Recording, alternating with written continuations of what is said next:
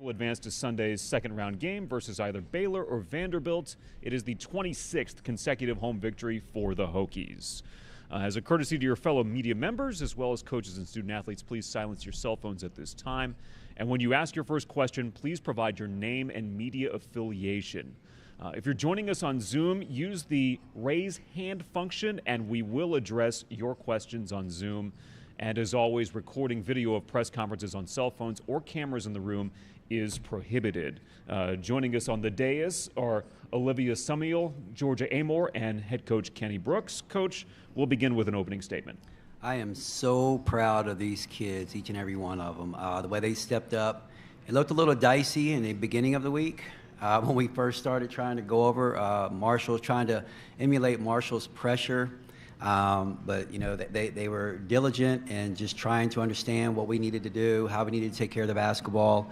And I can't be more proud of our group. They stepped up. Even in Georgia's absence, we played really poised, and we wanted to keep our poise amongst their chaos. And, you know, Marshall had a tremendous year.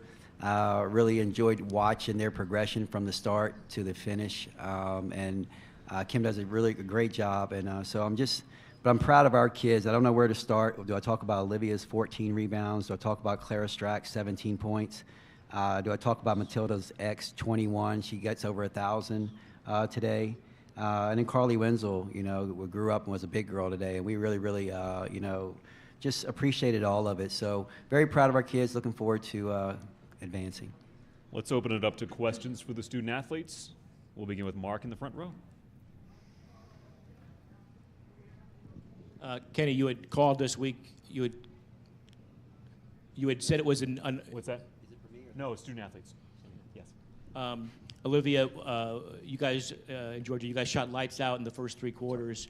What helped that offense be so prolific tonight? I would say confidence, right? Just belief in each other and our teammates, and knowing that when the opportunity came, we all had to step up and knock them down. I think we shared the ball incredibly well today. It was so fun to be out there playing, just to be able to share the ball in that environment. Hokie Nation was, again, incredible.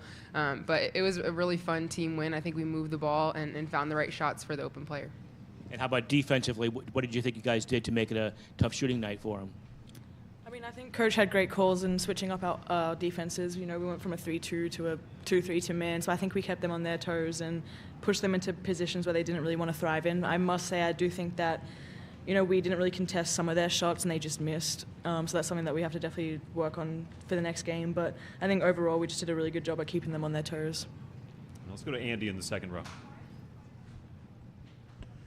Andy Bitter from Tech Sideline. Georgia, to see Eck get going like that, especially after the last couple games she's had, how satisfying and how much of a lift was that for this team? Yeah, it was so great for her and for us. I think the biggest difference is that we were having fun, and I think when you have fun and the offensive flows, you know, the confidence grows. And I'm very proud of Tilly because she was sitting on that 999 number for a hot minute, but she had a day today, and that confidence will carry over for her because, you know, she's the type of girl that needs to see it go in, and I'm glad it went in today for her.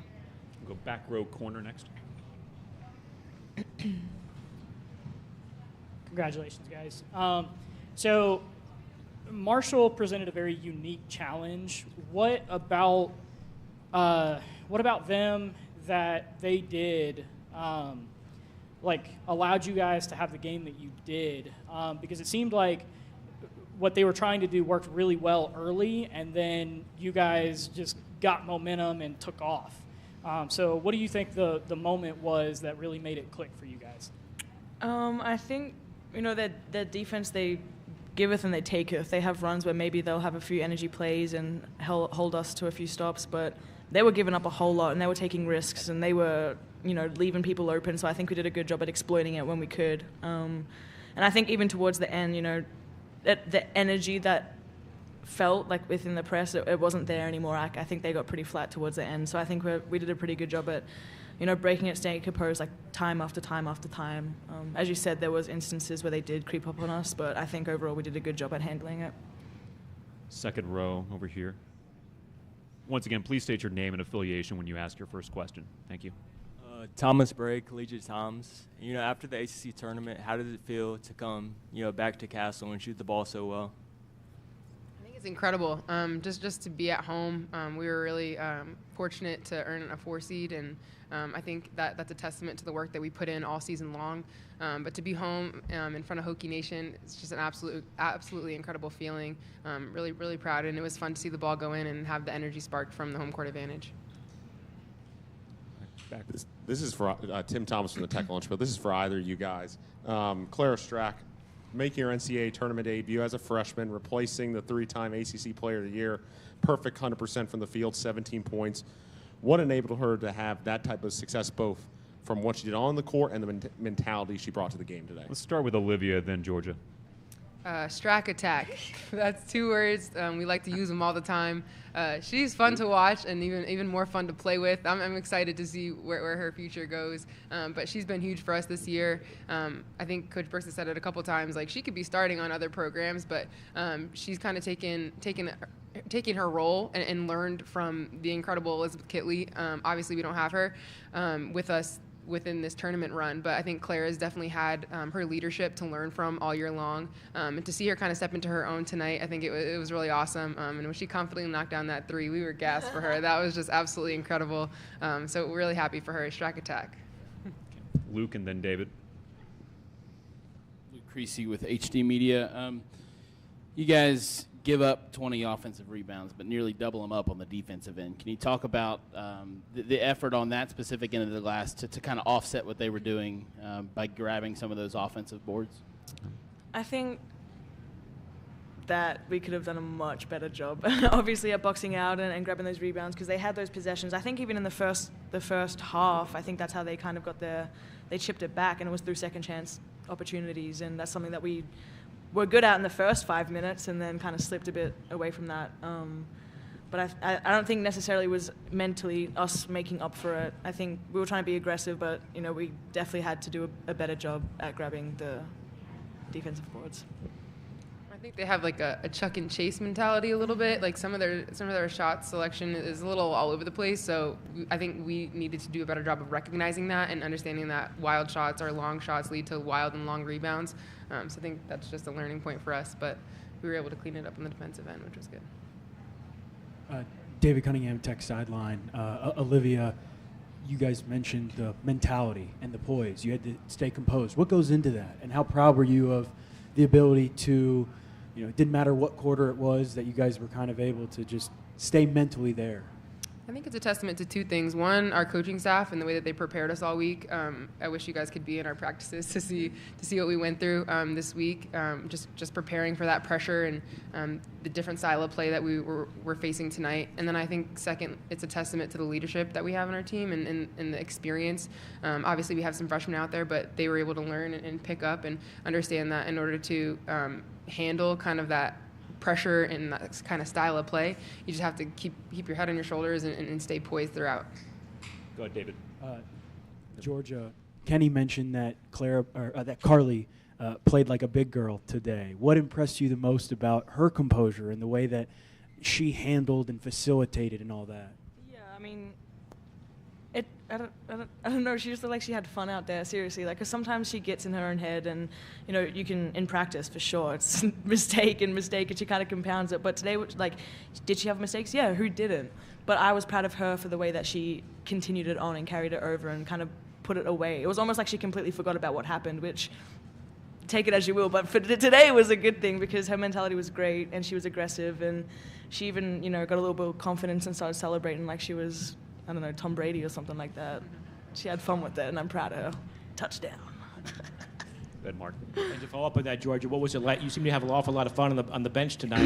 What was it like for you to see the team doing so well while you were on the bench in foul trouble for much of the game? Oh, yeah. No, I was just so proud and having fun with it, They were just also confident in the way that they played. It just oozed confidence, and I don't know, it was just a great vibe. And, starting off the tournament, the first games always can kind of be choppy and dicey. You don't know what to expect. We haven't played a team like this literally this year, period. I'm unsure about that. And, you spend the whole week scouting for it, and you can kind of be dramatic and spiral about it. And I think, we were on high alert, but once we got the game going and moving, then it was fun, and we were in control. You also could have been dramatic and spiraled about not having Liz. Obviously, you didn't have her last week either, but it's been a tough few weeks for you guys. What does it mean to you guys to have won an NCAA tournament game without her? Yeah, I mean, mentally, we knew that we weren't going to have her, so it was about, let's step up and play together. And, at the end of the day, like, she's a big part of what we do, but we're still us. Like, we still have offenses that help us, and we're put in positions to be successful. It was just a matter of going out and grabbing those opportunities and making the most out of it. Last question. Rose Michaud obviously didn't play for like a month and a half or so. What did you see in her mentality that, led you guys to have confidence to be like, okay, like, when we need her, like, we can trust that she can come in and make an impact? Obviously 9 points, 4 rebounds in only 13 minutes today. I think Rose has maintained such a good mindset and mentality throughout the entire season. She could have just as easily thrown the towel in and be checked out, but she didn't, and she came to practice every day, and she pushed herself, and we were able to push each other. And I think tonight was a great showing for her. We were happy for her, and she stepped up big when we needed her, especially with the size advantage that we did have on the inside. She was able to definitely she was able to move some bodies for sure. Yeah, so we're excited that she was able to have that mentality and that composure throughout the ups and downs of a season, right? Transferring is not the easiest thing in the world, but we're proud that she was able to stick it out and be big for us when we needed her. Olivia and Georgia, thank you for your time. The Virginia Tech locker room will be open until 6:18. That is 6:18 for the Tech locker room. We'll open it up to questions for Coach Kenny Brooks, and we'll start with Andy. Kenny, I can't imagine you hoped that Georgia would get in foul trouble like that, but is it not the worst thing in the big picture, and maybe a sink or swim kind of way for the rest of the team to have to step up like that? No, well, it's ironic. I was at my house and she was at her house, I assume, and we were watching the ACC championship, and with I think 1.5 minutes ago, the NC State point guard fouled out, and the game got a little dicey. And she texted me and she was like, "This is getting a little dicey." And I referred back to a game when we played against Rutgers, and she got into foul trouble at the end of the game, and we didn't close it out like we really wanted to, and we started laughing. And then when she got into foul trouble here, we just kind of gave each other a look, and like, knucklehead, I need you on the floor.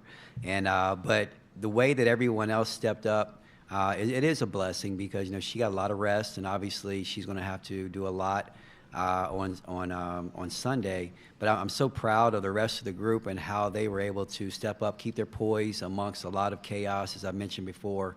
And the first thing I told the whole group was, I'm so proud of you guys because everybody stepped up in a positive way, and it was a fun game to watch, a fun game to coach. So Greg, and then second row, third row, Mark, and then Greg Carey with West Virginia Metro News.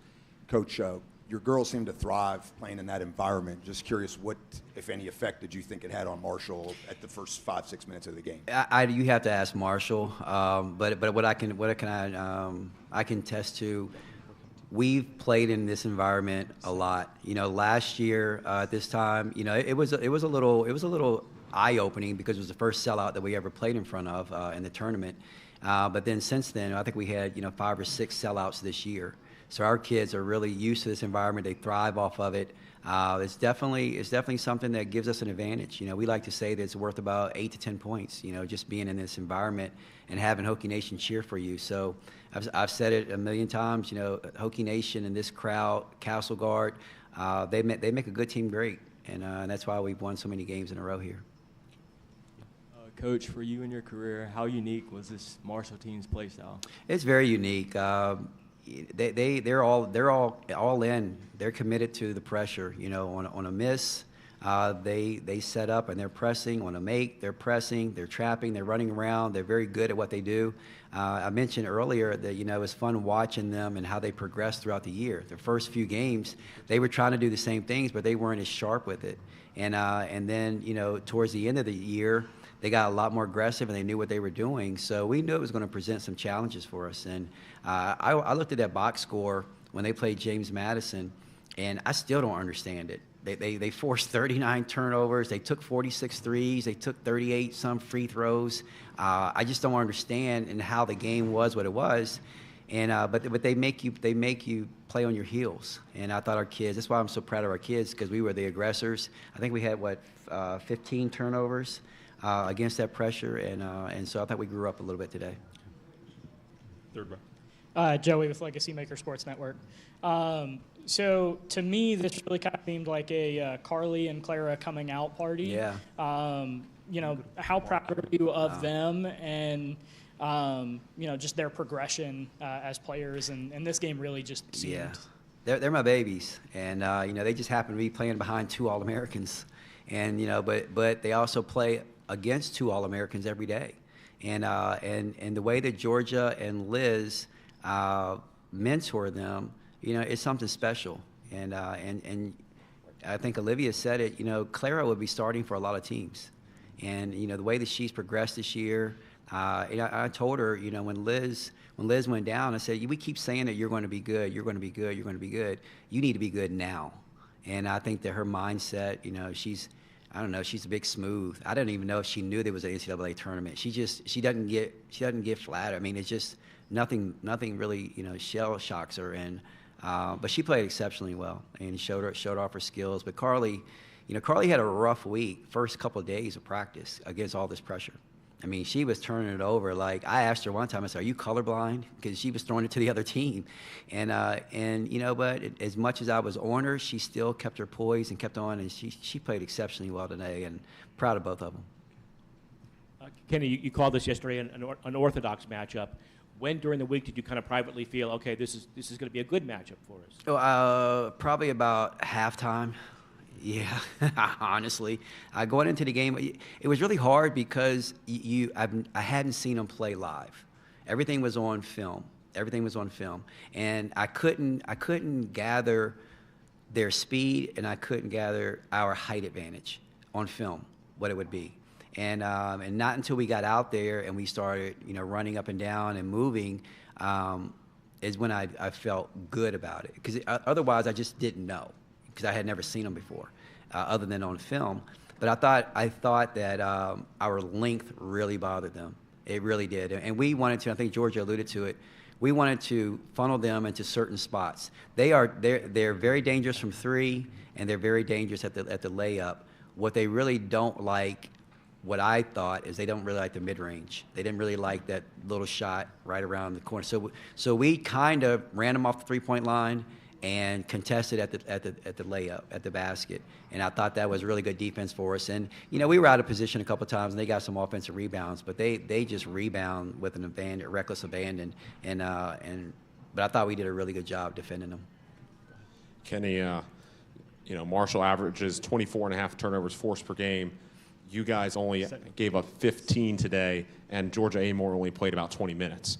How pleased were you with your ball security today, and especially Carly Winslow obviously playing a large role? Man, I'm ecstatic. I mean, like I said, that was the first thing I said when I walked in there. The poise, we put it up there, and when I say they play in chaos, I don't mean that in a bad way. They want the game.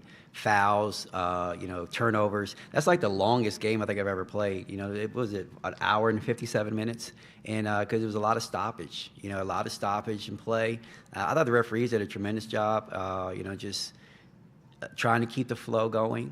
But it's their chaos, and we wanted to be poised, and so I thought we won out on that, and therefore that's why we were able to come away with a great win. And I'm so proud of these kids and what they did, and I just want to go back in there and give them a hug.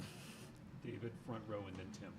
Kenny, you mentioned earlier this week, Carly, was having a rough time with it. Very rough time. Olivia said that, to be poised like that, it's credit to you guys and what you prepared, how you prepared them for this moment. What went into this week to prepare them for this, and what did you like? You know what? We went out there, so the first day that we were preparing for it, we were doing practice guys, and it was 6 on 5, and we had 6 practice guys running around just trapping and getting after them and playing passing lanes, and for a while we couldn't get the ball across half court, but we kept on doing it, and we even played a little game called Keep Away, where I made them go in half court and put 7 practice guys out there, and they had to make 10 passes pass, catch, running. And then we told them, and this is nothing against Marshall, because I had the utmost respect for Marshall, but we had to put it in a term that they would really understand it and how they were going to come after us. I said, it's like you're in recess, and you're the fifth graders, and then the second graders want to come and play the game, and they want to run after you because they're just going to just try to get the ball and just run after you because they're not as big as you are, and they're going to do things to be in position to steal the ball. And it almost like was a light bulb went off, and everything that we were doing was very unorthodox, but they got it. They understood it, and then when we got out here and we got to see the speed and feel what the game was going to be like, I thought they handled it very well, and I thought their preparation was really good. Last two questions. Giovanni Heater, 3304 Sports. Coach, it feels like Matilda really is an X factor for your team. She was scoreless in her last 3 games, obviously lit it up today. What was the communication like with her after she struggled a little bit the last 3 outings, and what allowed her to just really open it up today against Marshall? So proud of her. She came and she called me after the ACC tournament, and she was down and out because she felt like she didn't help us, and really she didn't. And it was affecting the other parts of her game. And she called me and she texted me and she said, "Can I come to your office?" And she came to my office, and we said nothing of substance. It was just more that we were in each other's presence and we were talking. And I think she understood that I believed in her, and then she believed in me and what we were going to do. And then ever since then, she's had a different mentality in practice. And she plays like that. We're a really good basketball team, and I was very proud of her and very happy for her. Her first time being in the NCAA tournament, and so this is what she came here for. Tim, last question. Tim Stevens with HD Media in Huntington. Tell me more about what you did on the three-point line. Obviously, you had the size advantage underneath. What you said you ran them off the three-point line. Tell me a little more about that. It was an aggressive sellout, and it was like, we made sure that we were not going to close out short and give them an opportunity to shoot it right in our face, because Hayes will do that, Beeman will do that. They'll shoot it right in your face. And so we had hand up, and one of my assistants was doing the scout, and she kept saying, "Do not have airplane arms," and I didn't know what that meant, but it was like closing out with your arms down, looking like an airplane. So everything that we did was high hand, and made them, just ran them off three-point line and made them shoot contested threes when they did shoot it. Now, we knew they were going to shoot it they were going to shoot a lot of them. I think they shot 41, but I thought we did a really good job of contesting it and or taking it away. Okay. Coach Brooks, thank you for your time. Thank you, guys. Best of luck to your team on Sunday. The Tech locker room is actually open until 6:18, so there's still time to ask questions there. Marshall News Conference is coming up next.